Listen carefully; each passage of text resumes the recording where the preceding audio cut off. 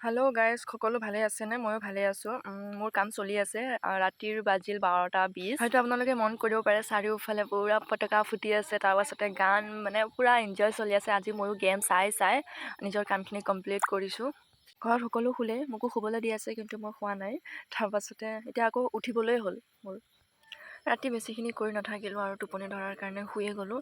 তাৰপাছতে ৰাতিপুৱা উঠি আকৌ অকণমান আছিলে, সেইখিনি কৰিলোঁ। তাৰপাছতে আৰু এতিয়া আজিৰ দিনটোত কিনো কৰোঁ, কি কৰিম তাকে আজি চাওঁ। ইফালে সময়ো হ'ল 8:06 আৰু ময়ো কামত লাগোগৈ। আজি আহিছোঁ মানুহ এঘৰ তাতে খৰি ল'বলৈ।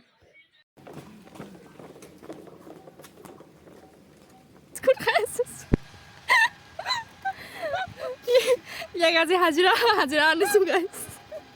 বিস্কুট খাইছোঁ লগতে হেৰি এইটো কি কয় জুচৰ হেৰিত পানী।